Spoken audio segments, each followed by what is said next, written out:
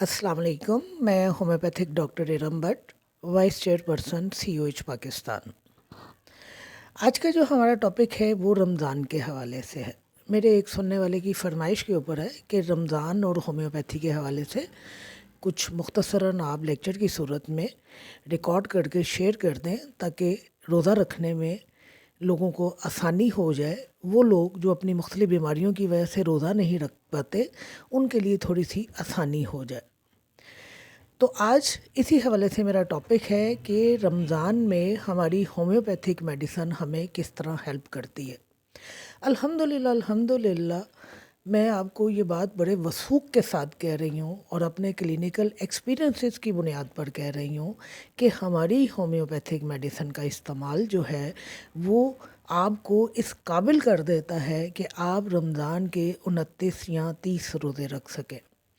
मैंने अपने 2-4 लेक्चर्स में पहले भी इस बात का ज़िक्र किया है कि मैं अपनी होम्योपैथिक अद्वियात को उन लोगों में इस्तेमाल करवाती हूँ जो रमज़ान के रोज़े रखना चाहते हैं, बहुत ज़्यादा विलिंग होते हैं, लेकिन अपनी किसी न किसी फ़िज़िकल प्रॉब्लम की वजह से रमज़ान के रोज़े नहीं रख पाते हैं। और मेरा ये जो अद्वियात का इस्तेमाल है बड़ा ही कामयाब रहा है। और रिसेंटली, यानी जो अब ये रमज़ान 2023 का चल रहा है, 10 दिन पहले, रमज़ान से 10 दिन पहले मैंने अपनी एक पेशेंट को अद्वियात का इस्तेमाल शुरू करवाया है, जो अपनी जिस्मानी कमज़ोरी की वजह से रोज़ा नहीं रख पा रही थी। एज़ इट उनको कोई मसला नहीं था। उन्होंने एलोपैथिक डॉक्टर को जब अपने किसी मसले के लिए रुजू किया तो डॉक्टर ने उनकी हर चीज़ बंद कर दी। जब हर चीज़ बंद कर दी खाने पीने की, तो ऑटोमेटिकली वीकनेस का पैदा होना लाजमी था। उनका वज़न भी कम हो गया, कमज़ोरी भी बहुत ज़्यादा हो गई। और वो मेरे पास आए और उन्होंने कहा कि मैंने रमज़ान के रोज़े रखने हैं। तो मुझे ख़्याल आया कि आपने एक दफ़ा ज़िक्र किया था कि आपकी अद्वियात जो हैं रोज़ा रखने में मदद देती हैं। तो अल्लाह के फ़ज़ल करम से मैंने रमज़ान से 10 दिन पहले उनको होम्योपैथिक मेडिसन का इस्तेमाल करवाया है, और इंशाल्लाह अल्लाह ने चाहा तो रमज़ान के सारे रोज़े पूरे कर जाएंगे। तो आज इसी हवाले से मैं आपसे बात करने जा रही हूँ कि रमज़ान में हम अपनी होम्योपैथिक मेडिसन से किस तरह फ़ायदा उठा सकते हैं। अव्वल तो एक बात को अपने ज़हन नशीन कर लीजिए कि रोज़ा रखना जो है आपकी क़ुव्वत ईमानी के साथ मशरूत है। आपकी किसी बीमारी के साथ, आपकी किसी ख़्वाहिश के साथ मंसूब नहीं है। आपके अंदर अगर क़ुव्वत ईमानी पाई जाती है तो आप रोज़े को पूरा कर जाते हैं। लेकिन कुछ बीमारियां ऐसी लाजमी होती हैं जो आपको रोज़ा रखने से रोकने में, एक तरह से आप कह लीजिए कि रुकावट बन जाती है कि आप रोज़ा नहीं रख पाते। मैं अगर अपने क्लिनिकल एक्सपीरियंसेस की बात करूं, अपने मुशाहिदे की बात करूं, तो बड़े ही दुख के साथ मैं ये बात आपको बयान कर रही हूं कि मैं अच्छे खासे पॉपुलेटेड एरिया में अपना क्लिनिक करती हूं, और वहाँ पर लोगों के अंदर फैमिलीज़ में रोज़ा रखने का रिवाज नहीं है।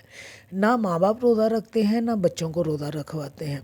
या कभी रोज़ा रख लिया, जुम्मे का रख लिया, छुट्टी वाले दिन का रख लिया, 27वीं का रख लिया, पाबंदी रोज़ा रखने की नहीं की जाती है। उसकी बेसिक वजह क्या है कि वो ये कहते हैं कि जी हमें फ़लाँ मर्ज़ है, हमें फ़लाँ मर्ज़ है, हम इसलिए रोज़ा नहीं रख पाते, गर्मी बहुत ज़्यादा है। और अपने नौजवान बच्चों को, यानी वो नौजवान बच्चे जो 12 साल की उम्र को पहुंच चुके और 13वें-14वें साल लगे हैं या 17वें-18वें साल में हैं, उन बच्चों को रोज़ा नहीं रखवाते हैं। बहाना फिर वही आ जाता है कि बच्चे स्कूल जाते हैं, बच्चे एकेडमी जाते हैं, बच्चे कमज़ोर हैं, बहुत ज़्यादा वीक हैं, रोज़ा रख के बहुत ज़्यादा कमज़ोर हो जाएंगे। वहाँ वो एक चीज़ को जो सबसे ज़्यादा नज़रअंदाज करते हैं, वो ये कि अल्लाह पाक की हिकमत जो उसने 12 साल की उम्र में रोज़ा फ़र्ज़ किया। ज़ाहिर है 12 साल की उम्र में अगर परवरदिगार ने रोज़ा फ़र्ज़ किया है तो वो ज़्यादा बेहतर समझता है कि बच्चा या बच्ची किस उम्र में तवानाई और क़ुव्वत पकड़ते हैं और 12 से 16 घंटे का रोज़ा रख सकते हैं। लेकिन मैं सिर्फ अपने एरिया की बात कर रही हूँ कि मैं जिस इलाके में हूँ वहाँ पर रोज़ा ना रखने का रुझान बहुत ज़्यादा पाया जाता है। ज़ाहिर है जब माँ बाप रोज़ा नहीं रखेंगे तो बच्चों में शौक़ पैदा नहीं होगा। बच्चे अगर रोज़ा रखना चाह रहे हैं और माँ बाप दिल शिकनी कर रहे हैं कि आपने रोज़ा नहीं रखना, आप कमज़ोर हो जाएंगे, आपने एकेडमी भी जाना है, आपने स्कूल भी जाना है, कोई बात नहीं, बड़े होकर रोज़ा रख लें। तो याद रखिए, जब आप अपने बच्चों को ये शय देते हैं कि बड़े होकर रोज़ा रख लीजिए, तो इसका मतलब है कि आप उनकी बुनियादों को कमज़ोर कर रहे हैं। एनी हाउ मैं अब टॉपिक की तरफ आती हूँ, लेकिन ये मैं एक अलमिया मैंने अपने माशरे का बयान किया है कि हमारे माशरे में कभी एक वक्त था कि हर घर जो है वो सहरी के वक्त रोशन होता था और हर घर में सहरी होती थी और घर के तमाम अफराद बशमूल बच्चे जिन पर रोज़ा फ़र्ज़ नहीं होता था वो भी चिड़ी रोज़ा रख लिया करते थे। लेकिन आज के दौर में माँ बाप ने अपने बच्चों को बहुत सहल बना दिया, सहल पसंदी की तरफ उन्हें डाल दिया। ख़ुद उनकी अपना कह लीजिए कि दिल शिकनी करते हैं अगर वो रोज़ा रखने की ख्वाहिश भी करते हैं, और उनको रोज़े की तरफ नहीं आने देते हैं कि नहीं अभी उनकी उम्र नहीं हुई, अभी वो बहुत ज़्यादा कमज़ोर है। लेकिन आज जो मेरा टॉपिक है वो ये टॉपिक है कि एक तो रमज़ान में वो लोग जो रोज़ा रखते हैं वो होम्योपैथी से किस तरह मदद हासिल कर सकते हैं, और दूसरा मेरे ख़ास तौर पर वो लोग जो किसी बीमारी की वजह से रोज़ा नहीं रख पाते हैं उनके लिए मेरी ये जो मैं आपको होम्योपैथिक मेडिसिन बताने जा रही हूँ बहुत ही मुफीद साबित होंगे। एक बार अगर जो लोग मेरा लेक्चर सुनते हैं और वो रोज़ा नहीं रख रहे हैं अपनी बुढ़ापे की वजह से या अपने किसी जिस्मानी कमज़ोरी की वजह से या किसी फिज़िकल डिज़ीज़ की वजह से, इलनेस की वजह से वो रोज़ा नहीं रख पा रहे हैं, एक बार मेरा अगर वो लेक्चर सुन रहे हैं तो रोज़ा रखने की कोशिश करके देखें। आज मेरा हाल तीसरा रोज़ा है और इंशाल्लाह अल्लाह ने चाहा तो मैं आज ही के दिन कोशिश करूँगी कि मैं अपने इस लेक्चर को अपलोड कर दूँ। आप इस लेक्चर को सुनिए और फिर आप हिम्मत कीजिए रोज़ा रखने की, और जिन अद्वियात को मैं आपको बताऊँ आपने रोज़ा के दौरान इस्तेमाल करना है उनको इस्तेमाल कीजिए। देखिए आपकी नीयत और आपकी ये दवा कैसे आपके अंदर क़ुव्वत बढ़ती है और आप किस तरह रोज़ा रखने के काबिल होते हैं। और यकीनन अगर आप मेरी इन अद्वियात का सहारा लेकर आप रोज़ा रखने के काबिल हो जाते हैं तो आपके साथ साथ मेरी भी बख्शिश का सामान हो जाएगा। तो अब हम आते हैं रमज़ान और होम्योपैथी की तरफ। रोज़े में जो 2-3 चीज़ें हमारे सामने आती हैं वो एक तो सर दर्द का होना है, ग़नूदगी का होना है और कमज़ोरी का होना है। उसकी बेसिक वजह ये है कि पूरे साल के बाद हम लोग रमज़ान के महीने में आते हैं और रमज़ान के महीने में हमारे दिन और रात की रूटीन बदल के रह जाती है, हमारे खाने पीने की रूटीन बदल जाती है, हमारे सोने जागने की रूटीन बदल जाती है। लिहाजा जब रूटीन चेंज होती है तो ऑटोमेटिकली उसके कुछ साइड इफ़ेक्ट्स आते हैं, और जो लोग बाकायदगी के साथ रोज़ा रखते हैं वो इस बात को बड़ी अच्छी तरह जानते हैं कि ये कैफ़ियत सिर्फ़ पहले चंद रोज़ों के लिए होती है, उसके बाद हमारी बॉडी जो है उसकी यूज़ टू हो जाती है। रोज़ा चूँकि बज़ाते ख़ुद एक दवा है, एक शिफा है, लिहाजा जब हम रोज़ा रखते हैं तो हमारे जिस्म की थॉरली एक तरह से सफाई होती है। आप लोगों ने अक्सर देखा होगा कि हमारे बहुत सारे घरानों में आज भी रमज़ान से पहले एक घर की थोड़ा सफाई की जाती है, जिसके नतीजे में घर में से कोने खुदरों में जमी हुई गर्द को, गंदगी को, मट्टी को, कबाड़ को बाहर निकाला जाता है और घर को चमकाया जाता है। बिल्कुल इसी तरह रमज़ान के महीने में कुदरतन अल्लाह पाक की तरफ से हमारे जिस्म की एक थोरो सफाई की जाती है, थोरली हमारे जिस्म को साफ़ किया जाता है। जहाँ जहाँ गंदगी, जहाँ जहाँ ज़ंग लगा होता है, जो जो ऑर्गन जो हैं वो ज़ंग लगने की वजह से बिल्कुल बेकार हो के पड़े होते हैं, रमज़ान में उनकी भी ओवरहॉलिंग होती है और हमारे जिस्म को एक नई तवानाई मिलती है। तो रोज़ा रखने की वजह से जो आम चीज़ या आम बात का तकलीफ़ का जो लोग शिकायत करते हैं वो सर दर्द है, नज़ला है और खांसी है। सर दर्द किस वजह से है?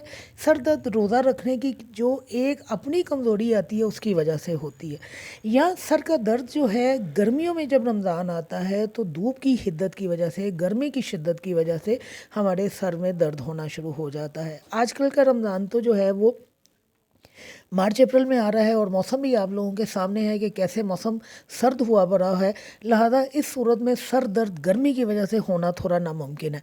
लेकिन बहरहाल मैं यहाँ पे ऐड कर देती हूँ कि अगर आपको सर दर्द होता है तो आपके पास बेहतरीन दवाई जो है सर दर्द की कमज़ोरी की वजह से वो बेलाडोना और एसिड फॉक्स है। रमज़ान में चूँकि हम लोग दही का इस्तेमाल करते हैं, शरबत का इस्तेमाल करते हैं और ठंडी चीज़ों का इस्तेमाल करते हैं, चाहे अभी गर्मी नहीं बढ़ी लेकिन फिर भी ठंडी चीज़ों का इस्तेमाल करते हैं, तो लाजमी तौर पर गला ख़राब होता है और गला ख़राब होने की वजह से खांसी, नज़ला, ज़ुकाम होता है और ये कैफ़ियत फिर आगे चलकर बुखार की तरफ जा सकती है। तो इन चीज़ों से बचने के लिए आप रूटीन में बेलाडोना, फेरमफास और ब्राइनिया का इस्तेमाल कीजिए। بہت زیادہ کثرت کے ساتھ چونکہ رمضان میں کھانا پینا ہو جاتا ہے، سحری کے وقت بھی ہم لوگ یہ سوچ کر کھاتے پیتے ہیں کہ سارا دن بھوک نہ لگے، اور افطار کے وقت یہ سوچ کر کھاتے پیتے ہیں کہ سارا دن کا فاقہ تھا تو اس وقت ہم نے کھانا ہے اور اپنی ایک سیٹسفیکشن کرنی ہے، مینٹل سیٹسفیکشن کرنی ہے کہ جب تک ہمارا ذہن اس چیز کو لے کر مطمئن نہیں ہوگا کہ اب میں فل ہو گیا ہوں، اب میرا پیٹ بھر گیا ہے، تب تک ہم کھانا پینا کم نہیں کرتے۔ تو نتیجے کے طور پر ہم بد ہضمی کا شکار ہوتے ہیں۔ بد ہضمی کی وجہ سے سینے میں جلن آتی ہے، کھٹے ڈکار آتے ہیں، پیٹ میں ہوا بڑھتی ہے اور ہمارے لیے سانس لینا بھی مشکل ہو جاتا ہے۔ تو جب بد ہضمی کے امراض ہمارے سامنے آتے ہیں یا بد ہضمی کی وجہ سے جو بھی خرابیاں ہمارے سامنے آتی ہیں، تو یاد رکھیے کاربوویج، اینٹم کروڈم اور لائکوپوڈیم ہماری بہترین ادویات بن جاتی ہیں جو ہمیں بد ہضمی سے، اس معدے کی ریاحی کیفیت سے، گیس بننے کی وجہ سے جو خرابیاں ہمارے سامنے آتی ہیں ان سے ہمیں نجات دلاتی ہے۔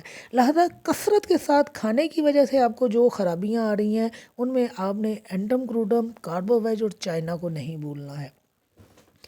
وہ لوگ جو اعصابی کمزوری کی وجہ سے روزہ نہیں رکھ پاتے، ویسے تو وہ بالکل ٹھیک ہوتے ہیں، روزہ رکھنا بھی چاہتے ہیں اور خواہش بھی کرتے ہیں، لیکن وہاں پر ایک جینون ریزن ان کے پاس آ جاتا ہے۔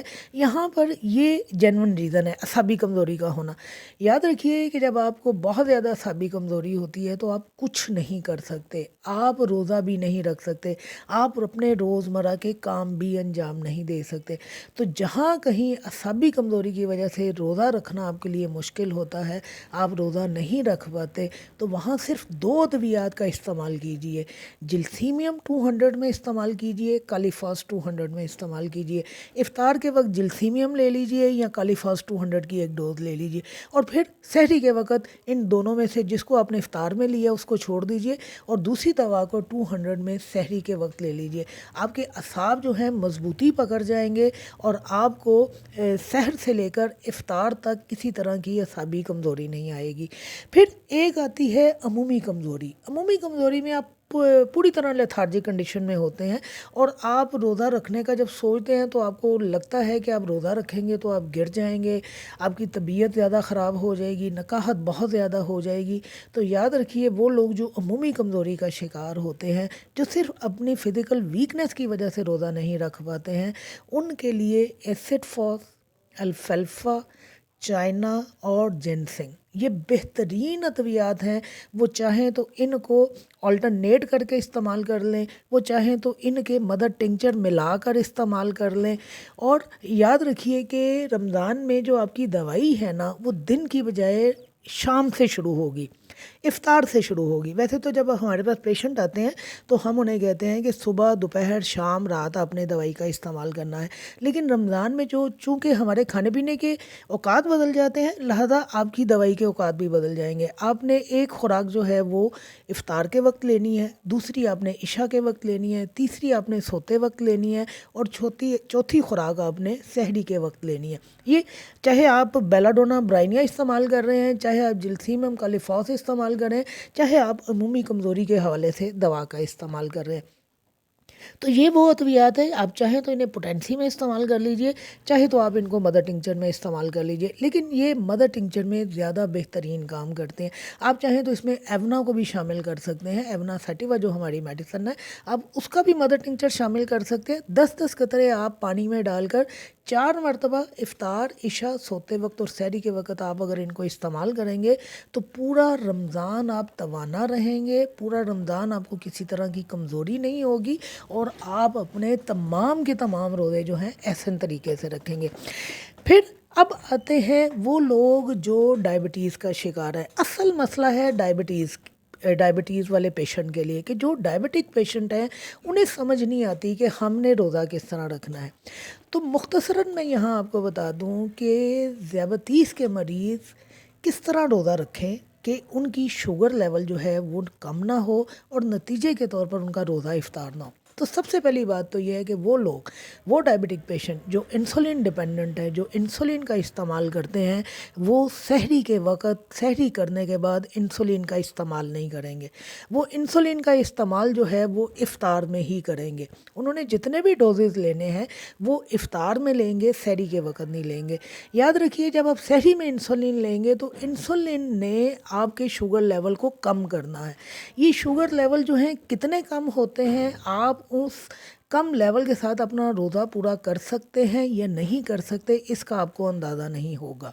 लिहाजा सबसे बेहतरीन हल ये है कि आप सहरी के वक़्त इंसुलिन का इस्तेमाल ना करें। फिर अगर आप चाहते हैं कि आपके शुगर लेवल ना बढ़ें और उसकी वजह से आपको ख़राबियाँ ना आएँ, तो वहाँ आपके लिए ज़रूरी है कि आप सहरी में चावल का इस्तेमाल ना करें, आप नान का इस्तेमाल ना करें और आप वाइट ब्रेड का इस्तेमाल ना करें। जब आप मैदे का इस्तेमाल करेंगे या आप चावलों का इस्तेमाल करेंगे तो इसका जो एक सबसे बड़ा नुकसान होता है वो ये, एक तो ये बड़ी तेज़ी से हज़म हो जाते हैं और दूसरी बात ये शुगर लेवल को बड़ी तेज़ी के साथ बढ़ा देते हैं। लिहाजा आपके शुगर लेवल जब बढ़ेंगे तो भी आपको ख़राबियाँ भुगतनी पड़ेंगी, और अगर आप इन चीज़ों के बाद इंसुलिन लगा देंगे और शुगर लेवल कम हो जाएंगे तो आपको लाजमी तौर पर रोज़ा इफ्तार करना पड़ेगा। तो ज़ियाबतीस के पेशेंट के लिए सबसे बेहतरीन हल ये है कि वो सुबह के वक़्त रोटी का इस्तेमाल करें, सब्ज़ी का इस्तेमाल करें, दही का इस्तेमाल करें, दूध का इस्तेमाल करें। वो सहरी के वक़्त अगर फल खा सकते हैं तो फल खा लें, या अगर वो मज़ीद बेहतरी चाहते हैं और अगर वो चाहते हैं कि इससे ज़्यादा उनको फ़ायदा हासिल हो तो फिर आटे की रोटी की बजाय ज्वार की रोटी खा लें। वाइट ब्रेड की बजाय ब्राउन ब्रेड का इस्तेमाल कर लें। मुर्गी की बजाय गोश्त अगर अफोर्ड कर सकते हैं तो गोश्त का इस्तेमाल कर लें। ये वो चीज़ें हैं जो देर से हज़म होती हैं और बहुत टाइम लगता है इनको हज़म होकर खून में शामिल होकर शुगर लेवल को बढ़ाने का। आप इधर चावल खाएंगे, आधे घंटे के अंदर चावल जो है वो हज़म होंगे और आपके शुगर लेवल जो है वो पीक के ऊपर चले जाएंगे। आप चीनी वाली चीज़ें खाएंगे तो आप देखिए आपका शुगर लेवल कितना बढ़ता है। आप इसी तरह अगर नान का इस्तेमाल करेंगे तो नान खाने के बाद अपने शुगर लेवल को चेक कर लीजिए, आपके शुगर लेवल पीक के ऊपर चले जाएंगे। लिहाजा हर वो चीज़ जो आपके शुगर लेवल को पीक के ऊपर लेके जाती है आप उसका इस्तेमाल तर्क कर दें। ज़ियाबतीस के मरीज़ों के लिए रोज़ा रखने के लिए बेहतरीन जो बात कही जाती है वो ये कही जाती है कि ऐसे अफराद थोड़ी सी हिम्मत कर कर सहरी में सिर्फ 2 चम्मच देसी घी के खा लें, या 2 कोकोनट ऑयल के चम्मच पी लें, या जैतून के 2 चम्मच खा लें और इसके अलावा वो कुछ ना खाएं। सारा दिन उनको कमज़ोरी का एहसास नहीं होगा और उनके शुगर लेवल नहीं बढ़ेंगे। लेकिन चूँकि रमज़ान में ये हौसला करना बहुत मुश्किल बात है कि आप सिर्फ 2 चम्मच देसी घी के खा लें और उसके बाद आप सोचें कि ये किस तरह मुमकिन है कि मुझे भूख ना लगे, या किस तरह मुमकिन है कि मेरे अंदर कमज़ोरी ना आए, ये किस तरह मुमकिन है कि मेरे शुगर लेवल ना बढ़े। सिर्फ एक दफ़ा हिम्मत करके देख लीजिए, सारा दिन आपके शुगर लेवल नहीं बढ़ेंगे। शर्त ये है कि सिर्फ आपने देसी घी के 2 चम्मच खाने, इसके अलावा आपने कुछ नहीं खाना है। आपने कोकोनट ऑयल पी लेना है या आपने जैतून के तेल के चम्मच खा लेने हैं। आपने सारा दिन कुछ नहीं खाना, आपको भूख नहीं लगेगी, खाने वाली तो बात ही नहीं है आप रोज़े की हालत में। इसी तरह जब डायबिटीज़ के पेशेंट जो हैं जब इफ़्तार करें तो अपने इफ़्तार में उन चीज़ों को मत रखें जो तेज़ी के साथ शुगर लेवल बढ़ाती हैं। जैसे अभी मैंने आपको बताया कि चावल है, मिठाई है, थोड़ी मीठा है और नान वगैरह जो है, ये जब आप खाते हैं तो आपके शुगर लेवल तेज़ी के साथ बढ़ते हैं। इफ़्तार करने से पहले आप अपने शुगर को चेक कीजिए, जो आपकी शुगर आ रही है उसके मुताबिक अपने इंसुलिन के यूनिट सेट कीजिए और फिर उसके मुताबिक 24 घंटे के लिए इंसुलिन के यूनिट ले लीजिए। लेकिन रोज़े की हालत में आपके जो शुगर लेवल है उनका ज़्यादा होना बहुत ज़रूरी है ताकि आप 14 से 16 घंटे का रोज़ा जो है उसको गुजार सकें। अगर आपके शुगर लेवल कम हो जाएंगे तो फिर लाजमी बात है कि आपके हाथ पैर कांपेंगे, आपकी दिल की धड़कन तेज़ हो जाएगी, आप पर गनुदगी तारी होना शुरू हो जाएगी, आप क्लैप्स होना शुरू हो जाएंगे और आपको रोज़ा इफ़्तार करना पड़ेगा।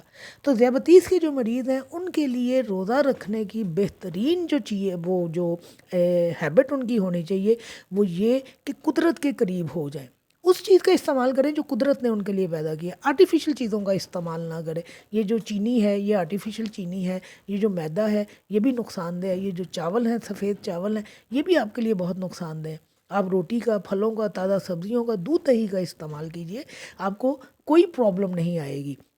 फ्राइंग जो चीज़ें हैं उनको भी कम इस्तेमाल कीजिए। और यहाँ जो दवाई आपने इस्तेमाल करनी है, ज़ियाबतीस के पेशेंट ने जो दवाई इस्तेमाल करनी है, अगर वो इंसुलिन ले रहे हैं तो लेते रहें, लेकिन रमज़ान की कमज़ोरी पर काबू पाने के लिए उनको वही टॉनिक लेना पड़ेगा जो मैंने अमूमी कमज़ोरी के लिए बताया है।